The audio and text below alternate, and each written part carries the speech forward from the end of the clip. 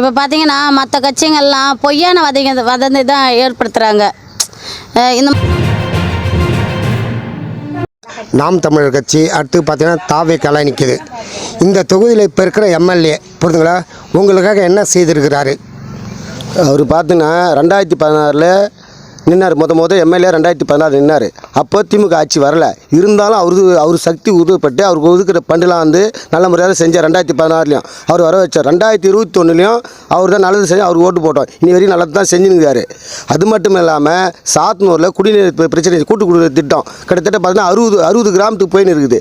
அது அவர் தான் கொண்டு வந்தார். அது மட்டும் இல்லை, நந்தன் கால திட்டம் 70 வருஷமாக என்னுடைய முன்னோர் கிராமம் போராடி இருந்தாங்க.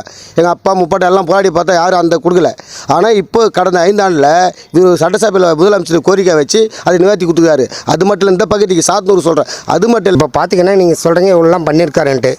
மற்றது அவர்கிட்ட வந்து நீங்கள் என்ன இப்போ கோரிக்கை வச்சுருக்கீங்க? இப்போ அவர் ஜெயிச்சு வந்தோடனே நீங்கள் என்ன கோரிக்கை வைக்கிறீங்க அவர்கிட்ட?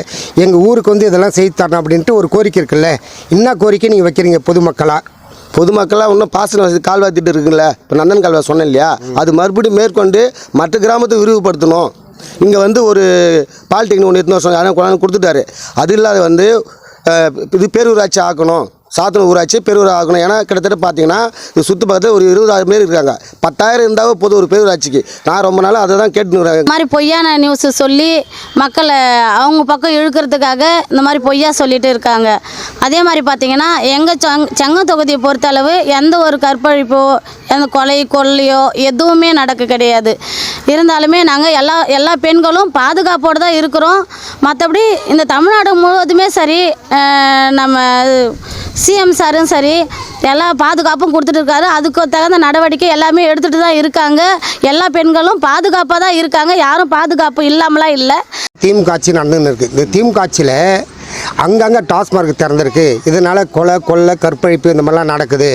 இதே மாதிரி பார்த்தீங்கன்னா இந்த செங்கம் தொகுதியை பொறுத்தளவுக்கு எப்படி இருக்குன்னு எங்களுக்கு தெரியல. ஆனால் இருந்தாலும் உங்களை நேர்காணல் பண்ணுறோம் நாங்கள்.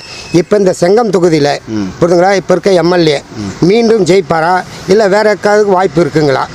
வேறு வாய்ப்பு யாருக்கும் இல்லை. முப்பேகிரிக்கு தான் வாய்ப்பும் அவருக்கு தான் இருக்குது. டாஸ்மார்க்கில் சாப்பிட்டு இது பண்ணுறான்றதெல்லாம் அதெல்லாம் சும்மா எதிர்கட்சி வந்து தப்பான புகார்கள் கொடுக்குது. அதெல்லாம் மக்கள் யாரும் நம்ப வேணாம். நீங்கள் மக்கள் எதிர்கட்சிக்காரன் சும்மா தூண்டி விட்டு பிரச்சனைக்காக இது பண்ணி விட்றாங்க. அதெல்லாம் யாரும் நம்புறதில்ல. கரெக்டாக தான் இருக்குது.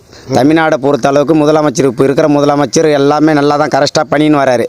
அந்த இது தாங்காமல் சில பேர் அவர் வீணாக பயிர் செலுத்துகிறாங்க. இப்போ அதிமுக, தாவேக்கா, நாம் தமிழர் கட்சி திமுக பற்றி குறையாக தான் பேசுகிறாங்க. இப்போ தமிழ்நாட்டில் இப்படி சட்ட ஒழுங்கு சரியில்லை, அடுத்து பார்த்தா பெண்களுக்கு பாதுகாப்பு இல்லை, இப்படிலாம் கேட்குறாங்க. உங்கள் தொகுதியை பொறுத்தளவுக்கு எப்படி இருக்குது சட்ட ஒழுங்குலாம்? இப்போ பார்த்தீங்கன்னா இந்த ஏரியா அமைச்சிருக்காருல ஏவாவேலு, அந்த தொகுதியில் அதான் சொல்கிறேன்ல, திருவண்ணாமலை மாவட்டத்தில் செங்கம் தொகுதியில் சட்ட ஒழுங்குலாம் எப்படி இருக்குது? செங்கம் தொகுதியில் நல்லா கரெக்டாக இதுவாக கரெக்டாக இருக்குது. எந்த பிரச்சனையும் இல்லை. அவர் எம்எல்ஏ இருக்கும் வரை எந்த பிரச்சனையும் இருக்காது. அப்படியே சின்ன பிரச்சனைகள் இருந்தாலும் அதை அவர் சரி செய்துன்னு தான் வந்துன்னு இருக்காரு.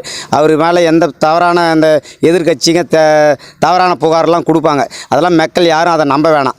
நம்பாமல் மக்கள் மீண்டும் ஒரு முறை முதலமைச்சரை வர வச்சா தான் இன்னும் அதிகமான மக்களுக்கு நல்லதை செய்வார், எல்லாமே அதை செய்வார்.